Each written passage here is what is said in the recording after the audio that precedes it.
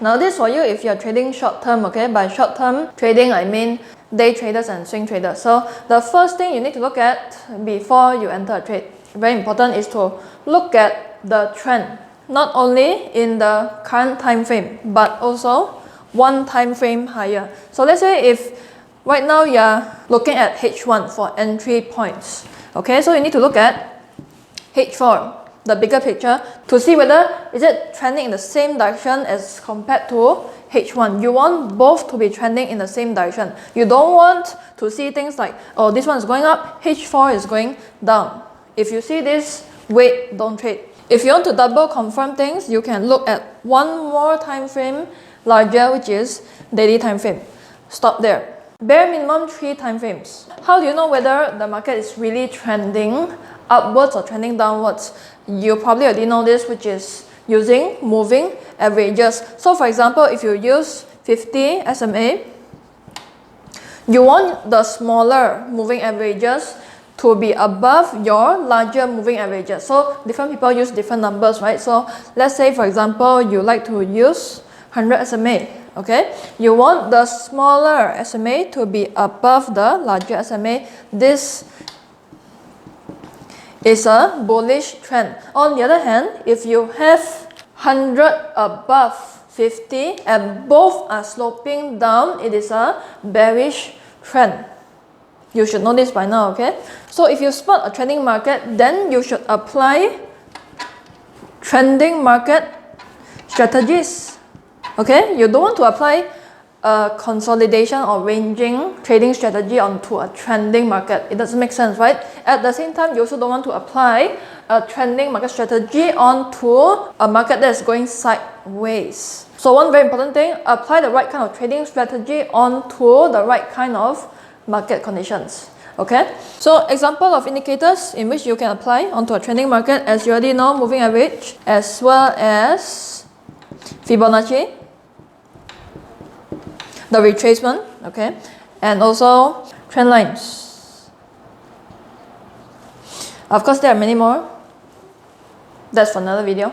Let's say you have found a trending market, a good, strong, trending, bullish market. The next thing you need to look for is support resistance. Let's say if you want to buy over here and your target price is set based on risk to reward ratio. Let's say every single time you open a trade, you have to take a 1:3 risk to reward ratio, okay? But in between your entry to your TP, there is a very strong resistance zone.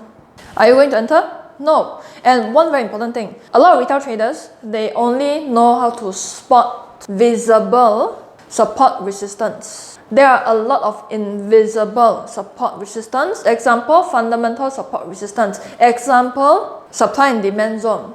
These are what a lot of retail traders don't see. And the thing is, this also prevents you from entering into a trade, because if your TP target is over here, this is based on your trading system, but then there's a resistance over here. Your risk to reward is compromised. Are you still going to go in?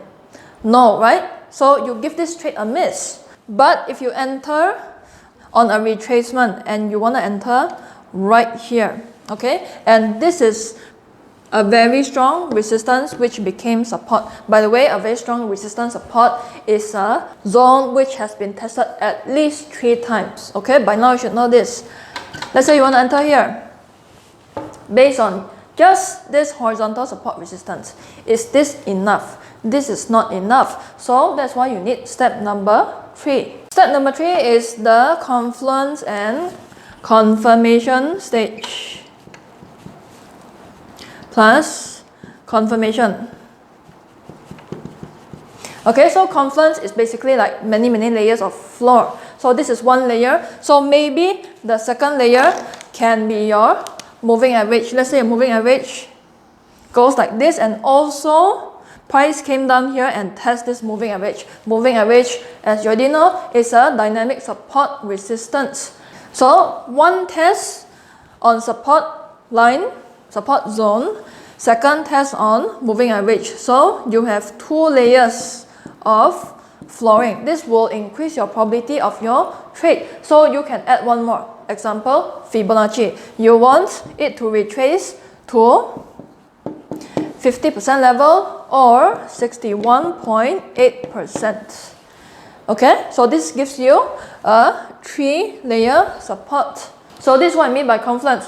What does it mean by confirmation? So one thing you can use is momentum indicator. So there are a lot of momentum indicators. Some people use RSI, some people use McDonald's, MACD, some people use stochastic, some people use CCI. Did I mention that already?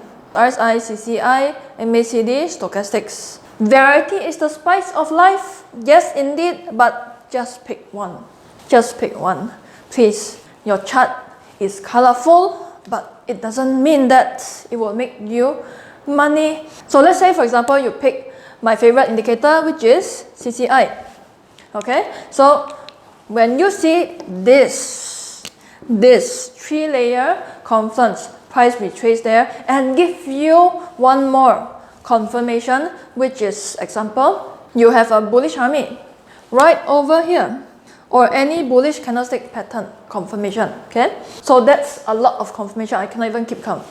You want CCI to be at the oversold level, preferably, ideally, going from oversold back into the neutral level. Okay, so as you already know, momentum indicators on top is overbought, area below is oversold. In the middle is what I call a neutral zone. So you want it to go from not neutral. So you want it to go from oversold back into neutral zone. So this is many confirmations. All these things increase your probability of getting into a good trade. But with that said, in the financial markets, shit still happens. Even with so many confirmations, yes, it is still possible that a trade doesn't go the way you want it to go, and it's just part of trading. So just give it, let it go. And one of the reasons why your trade might not work out despite all of these things happening, despite all the stars lining up, is step number 4. And what is that? That is news and earnings announcement. So if you are a currency trader, one of the economic calendars you can look at is Forex Factory. I find that it is very user-friendly for beginners to start with, so you can start with that. And if you are a stocks trader, please get out of the trade or don't enter the trade right before earnings announcement, because what happens is that the stock can close here today. If there's an earnings in between, it's going to gap down, and if you put your stop loss over here, it's not going to get triggered. Then you wake up and surprise, surprise. So you want to avoid trading right before news, high impact news to be specific. Okay, so if you go to the calendar, it's going to be coded red color. Let everything go through first, let everything pass first. Then you can consider, okay, is there a good setup for me to go in?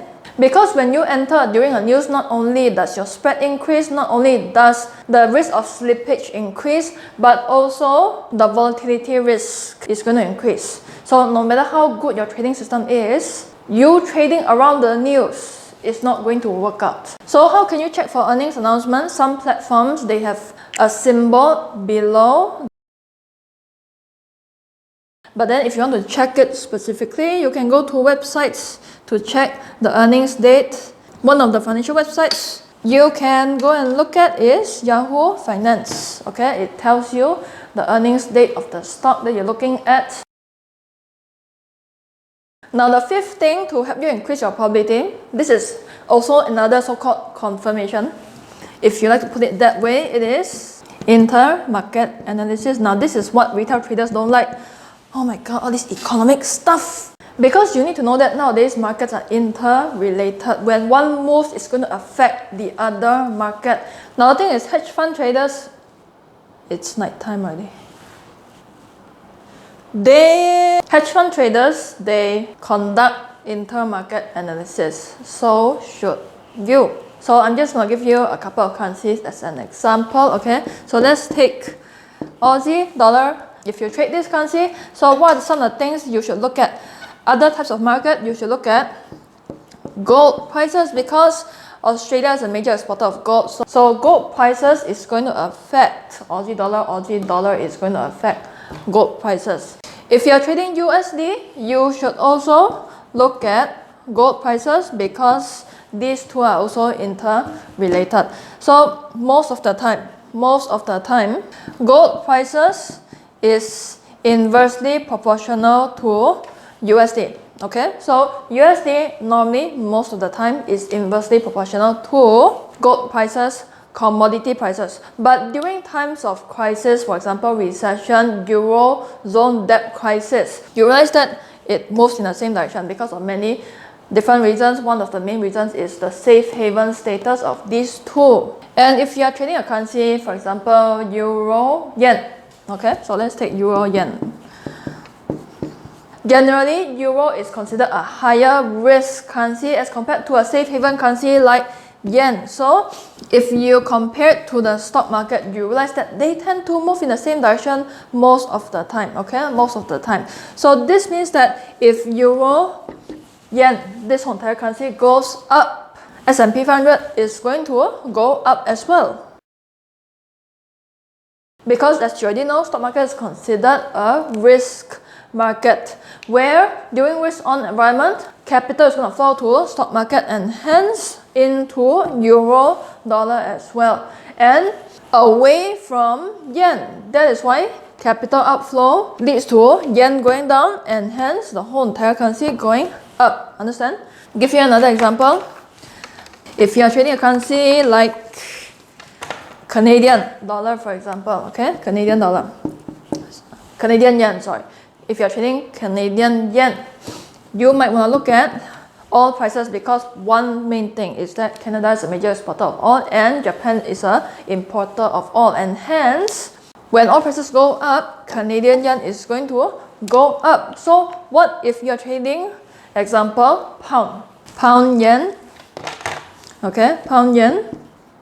It's very important for you, okay, let me just write properly. It's very important for you to look at the stock market of the currency in which you're trading. If you're trading a UK currency, then you should look at the UK stock market. You should look at London Stock Exchange listed markets. Alright, so a lot of people say, oh, look at FTSE 100.